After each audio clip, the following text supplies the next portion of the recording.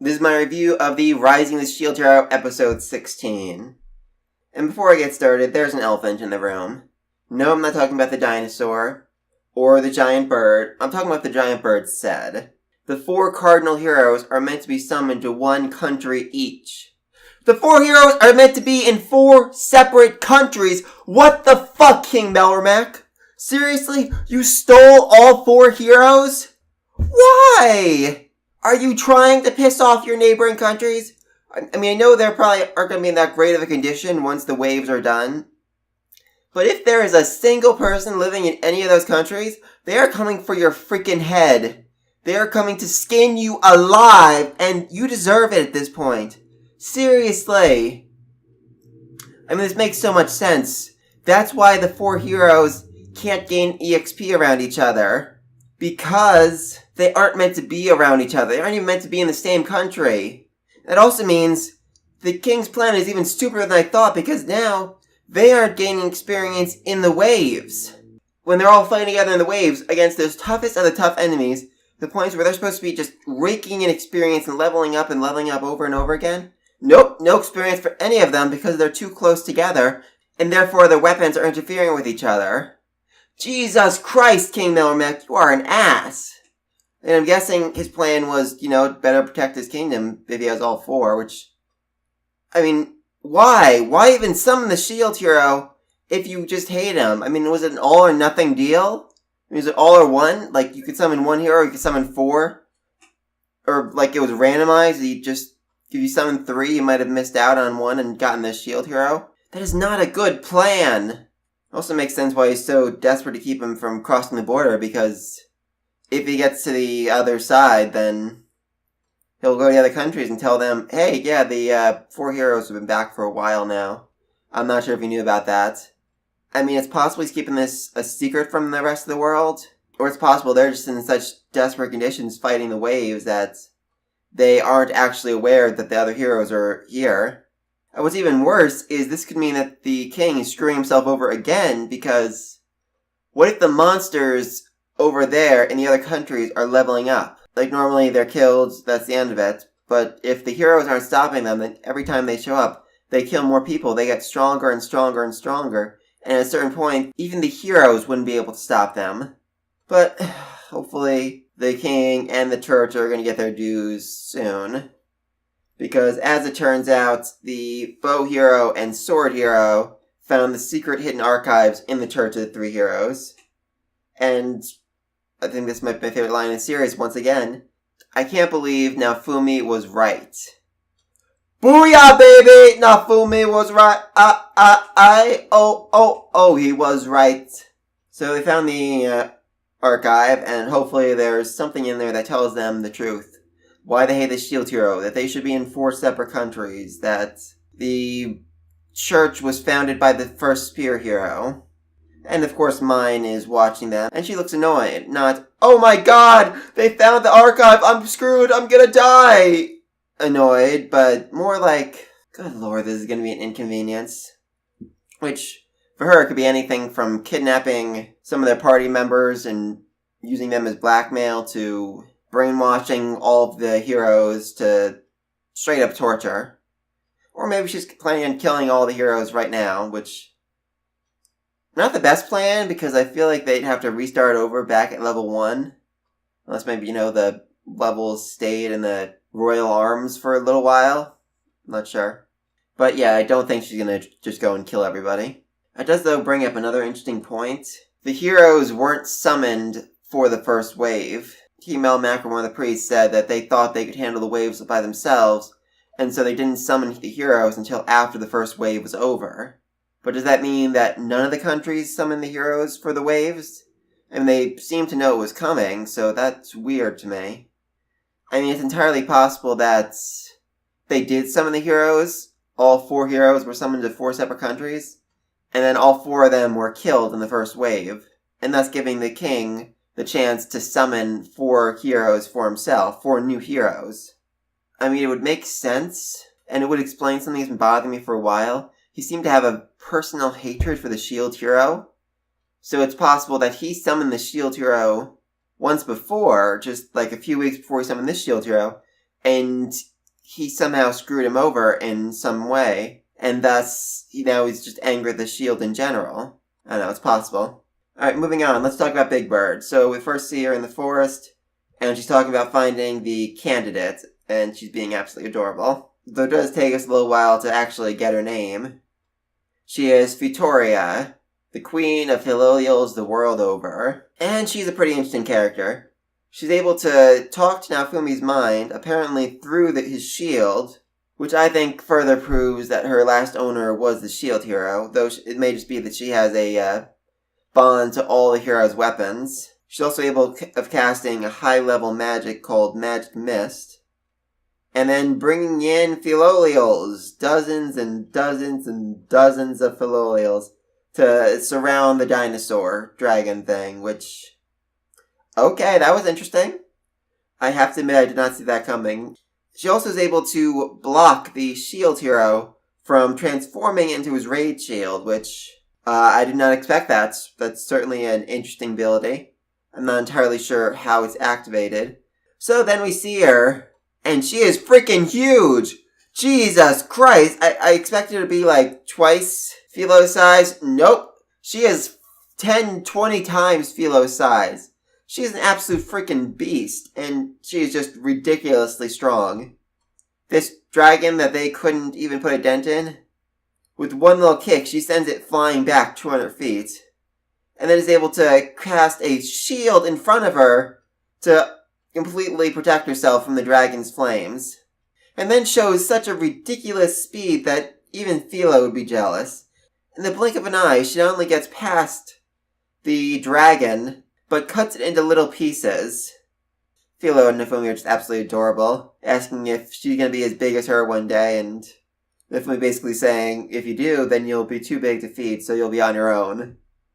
Which is just absolutely freaking adorable.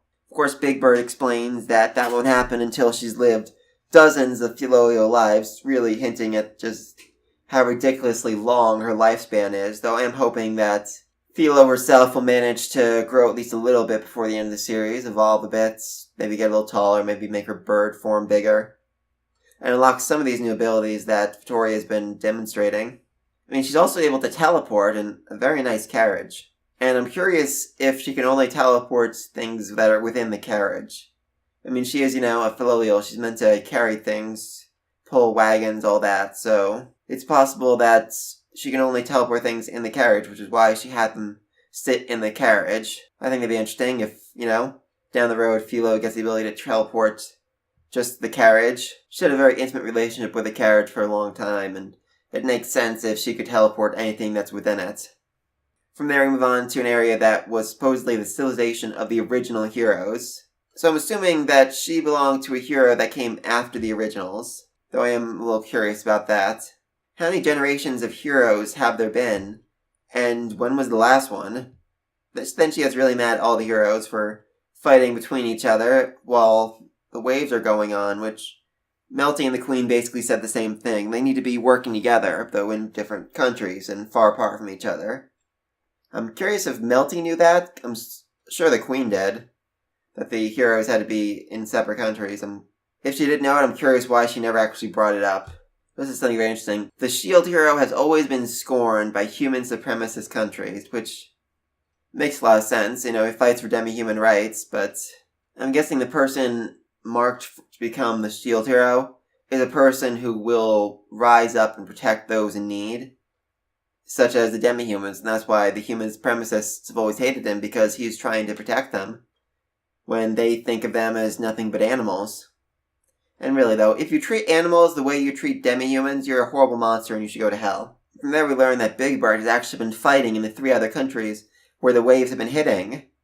Not because she wants to, but because her last owner told her to. The one who raised her told her to. And while she is way more powerful than the 4 heroes are now, that won't be the case for long.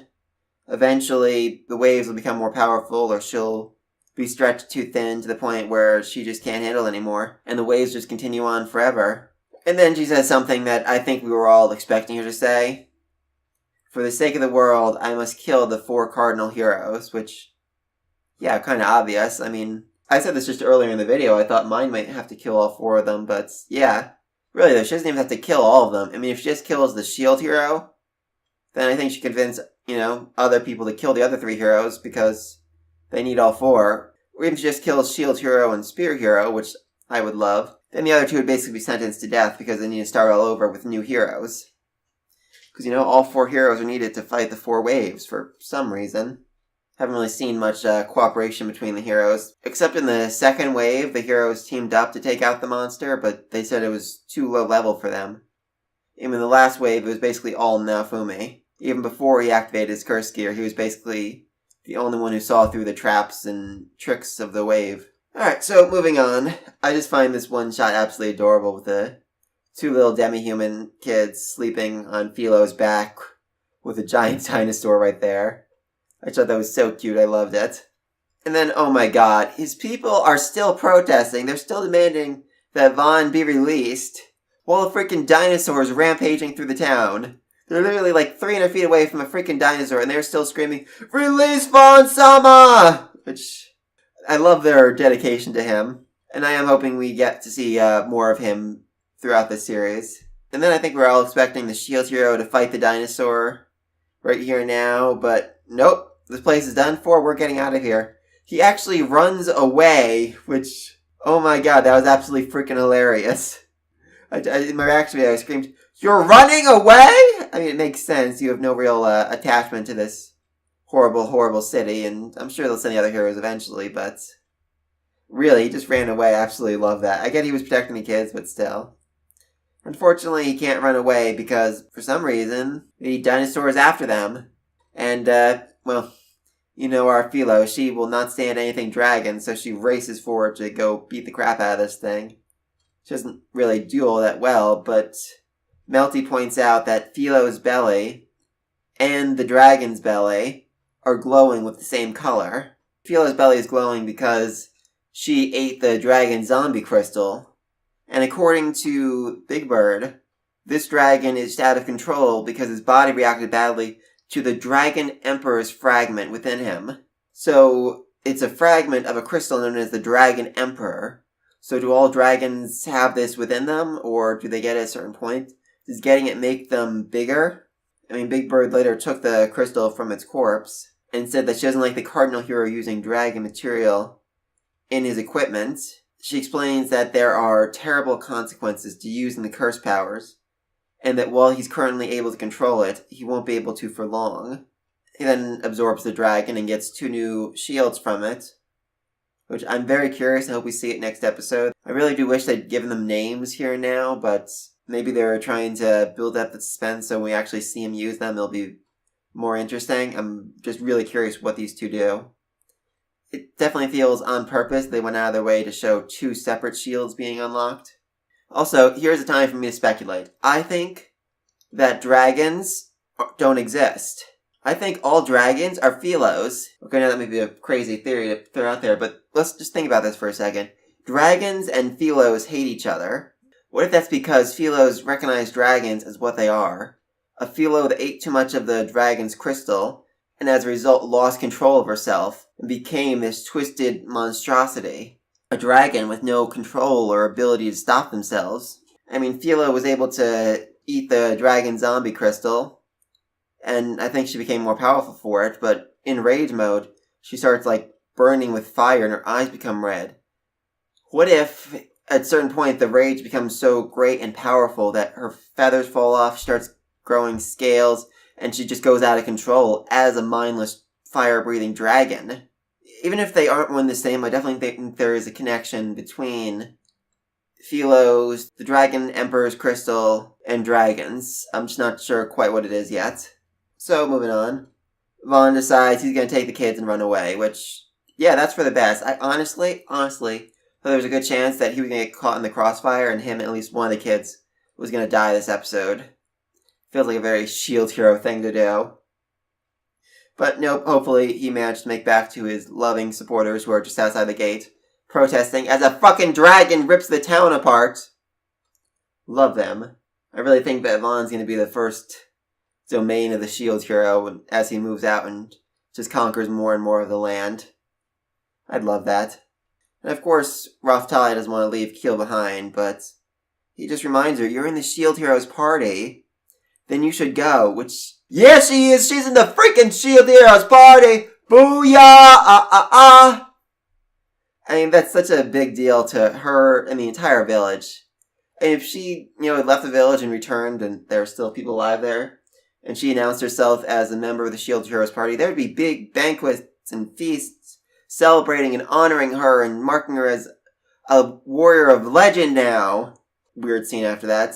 Raftalia gives Keel the bracelet the Shield Hero gave her, which, I don't know, I get that's kind of a, declaration that she'll find him again so that he can return it to her.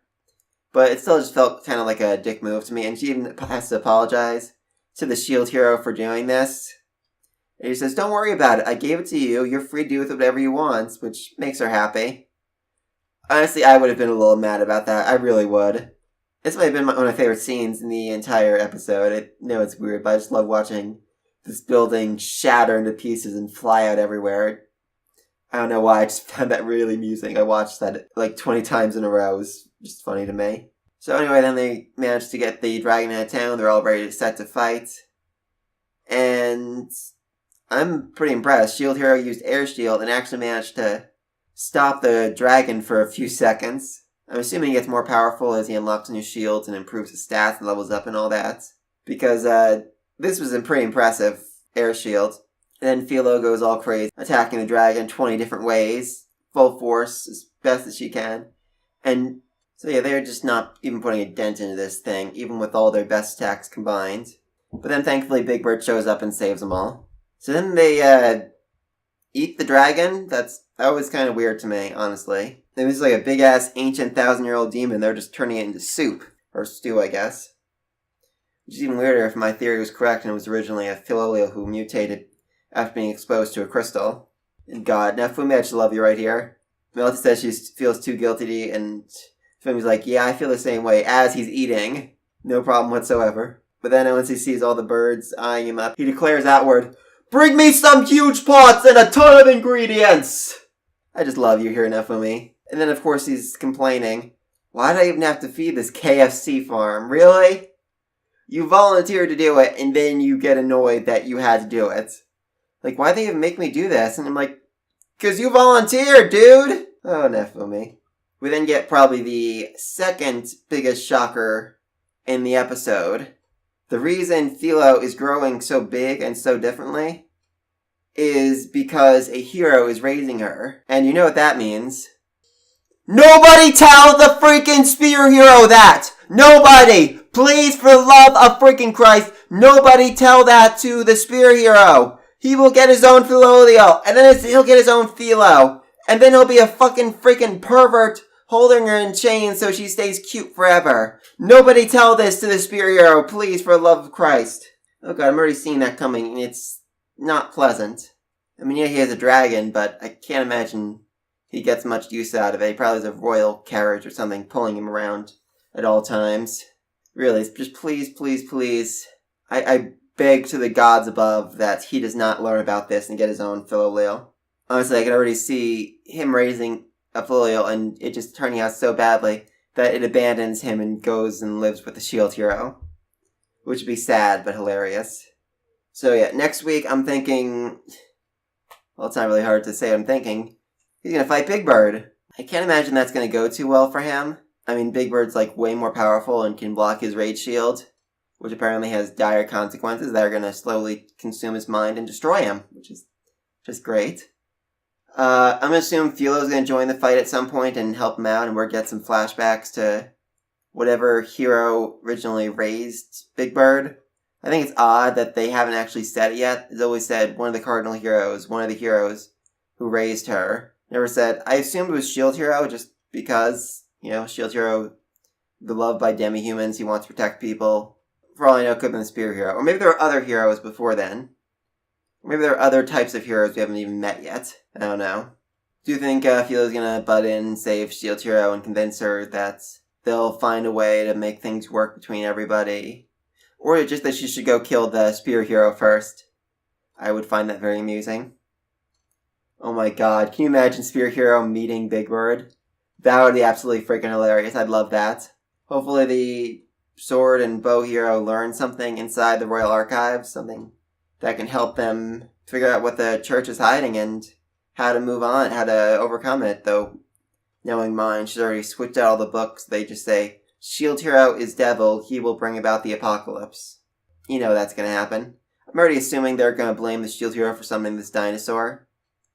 And because they couldn't find the body afterwards, because he took it away and ate it, they're gonna assume he still has a dinosaur with him, and he's gonna use it to attack the Capitol next, which, interesting. I'm actually, very curious for them to start saying that. Start a whole rumor the Shield Hero is gonna attack the Royal Capitol with a dinosaur, and then see what happens every day when the Shield Hero doesn't attack the Capitol with a dinosaur. That'd be really funny. So yeah, let me know what you think they're going to find in the Royal Archive down below. Be sure to like and subscribe. And until next week, peace.